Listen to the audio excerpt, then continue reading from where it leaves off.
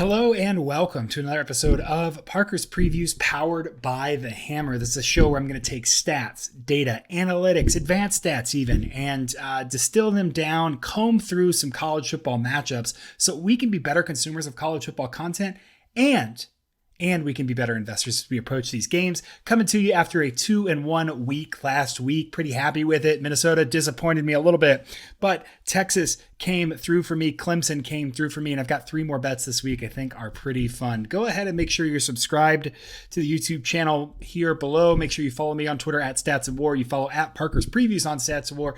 At Parker's Previews on Twitter. And you can get this podcast in audio format wherever you get your podcasts. So make sure you're set up there. Hope everyone had a good week. Their bets cashed, ready to dive into a new matchup this week. We have the West Virginia Mountaineers, fresh off a win over Baylor, heading to Texas Tech. They're going to play in Lubbock. The game opened at -4. It's now at -7. And we are going to take those 3 points and we are going to absolutely use them. West Virginia +7 on the road is the pick here. 66% of the money, but only 13% of the bets. 66% of the bets, only 13% of the money. 87% of the money is on Texas Tech. There is news about Tyler Shuck, the Texas Tech quarterback. I'm doing this video first so that we're out ahead of it. He is going to play, it looks like. That might change. It looks like he's getting cleared today, but that doesn't bother me for one big reason.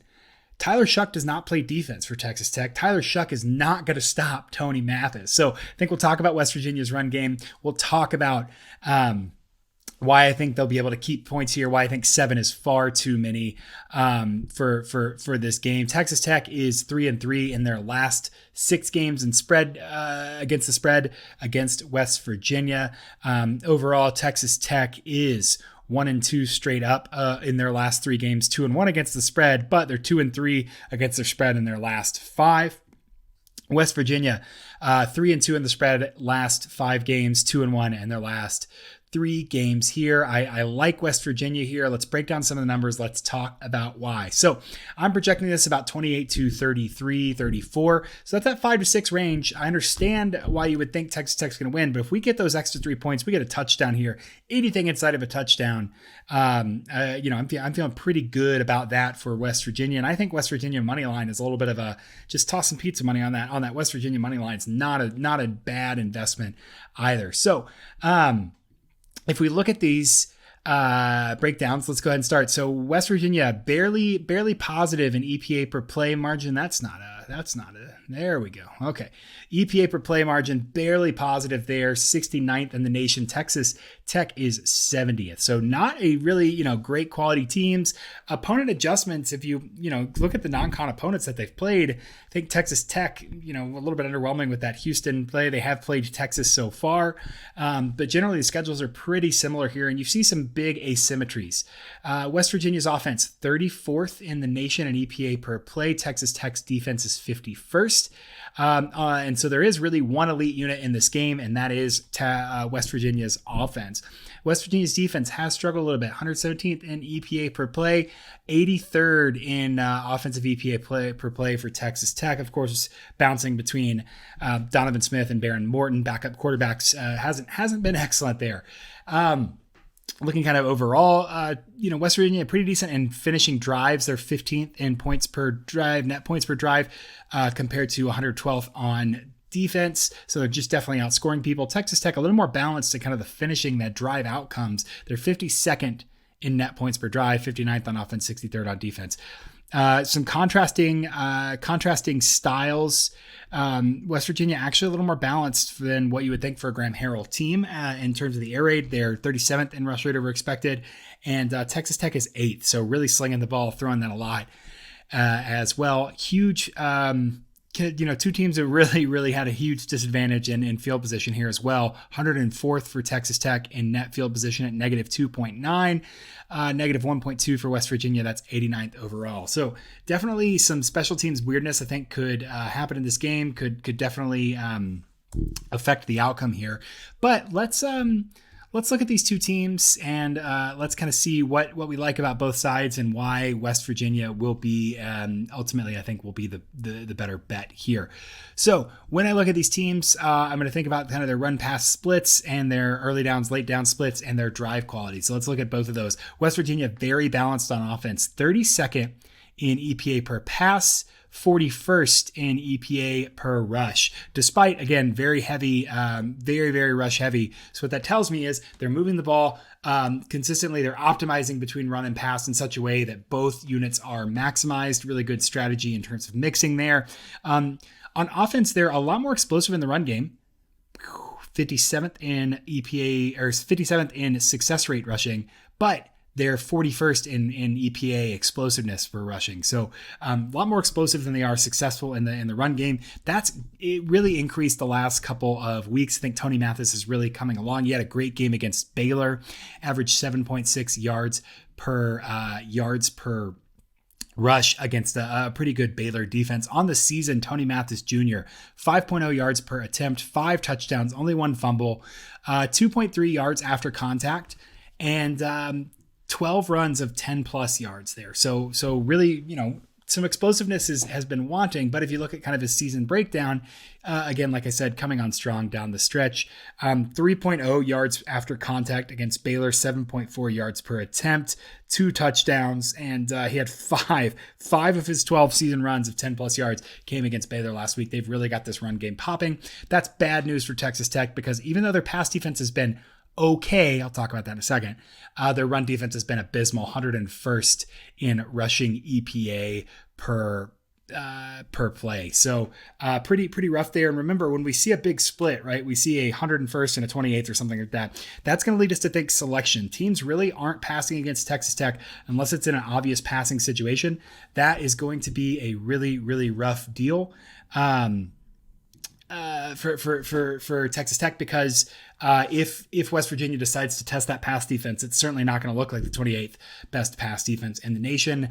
And if Texas Tech can't stop the rush, they're going to have a hard time stopping West Virginia from scoring. So I think that a lot of signs here point to West Virginia's offense being the best unit on the field and them being able to do whatever they want against this Texas Tech defense. One thing that stands out in terms of drive quality, 17th in equal rate, quality possession rate for West Virginia compared to 70th for Texas Tech, and West Virginia finishes them really well. 41st in points per equal, averaging 4.51 compared to Texas Tech's defense, 86th in points per equal, which is 4.31 overall. So not great finishing ability, not great at preventing opportunities from Texas Tech. West Virginia is going to have a lot of opportunities. If they can avoid some of those negative plays, which they have been doing the last couple of games, I think they can really raise their floor here.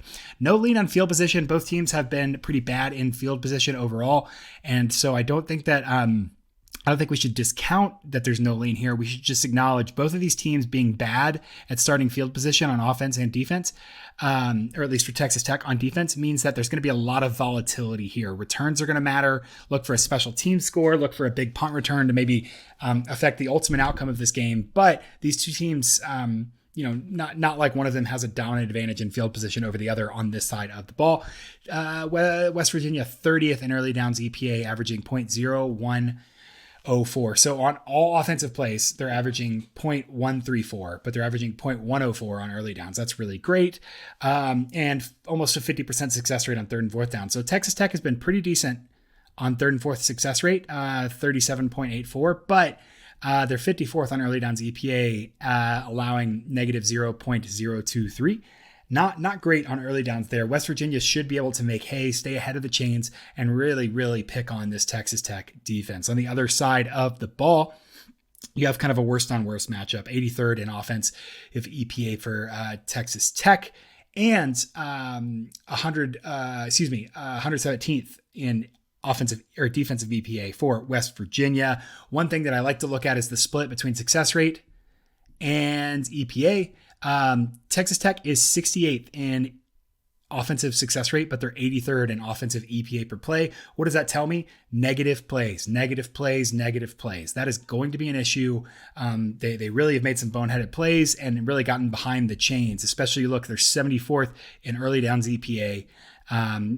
West Virginia's defense hasn't been great on early downs, 117th in early downs EPA, but they're really balanced between third and fourth downs. So really seems like they haven't, they just don't have that much of an identity, but it's not like they have this obvious, problem where, hey, in this certain situation, they're pretty bad. It's pretty consistent overall. Their weakness, this pass defense, is actually aligning with Texas Tech's weakness on offense. So that's a good thing for West Virginia. Should be able to stifle this offense pretty well. Their run front is deceptively good. There are some splits here, so we want to think about selection issues. But on the whole, a couple explosive plays, largely against Texas. The last couple of weeks, though, West Virginia's defense has gotten a little bit better. They looked really good in that Baylor game. They forced a score in that Baylor game.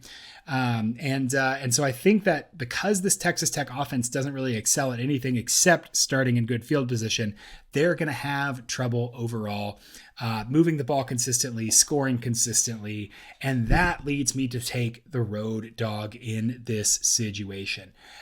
Really quick word about both quarterback situations, because I think that's going to be super important. JT Daniels, the transfer from Georgia, is looking okay on the season, if not a bit underwhelming. He's a 75.6 grade, 63.8 completion percentage on an average depth of target of 9.1. One thing that they really were plagued with last year was drops. 12 drops this season, 8% of his plays, 8% of his passes have been dropped, which is just, again, there have been some big moments where I think this offense can be a lot more explosive than it is if they can get a handle on this drop program. Texas Tech also is really going to struggle to cover Bryce Ford Wheaton. Their secondary isn't excellent, even if their whole defense isn't great. Bryce Ford Wheaton, 65 targets this season. 11.6 yards per reception, only 4 touchdowns. Bryce Ford Wheaton hasn't had a touchdown since the Kansas game. So could he break that streak against Texas Tech? I'm betting that he will. That seems like an anomaly for me.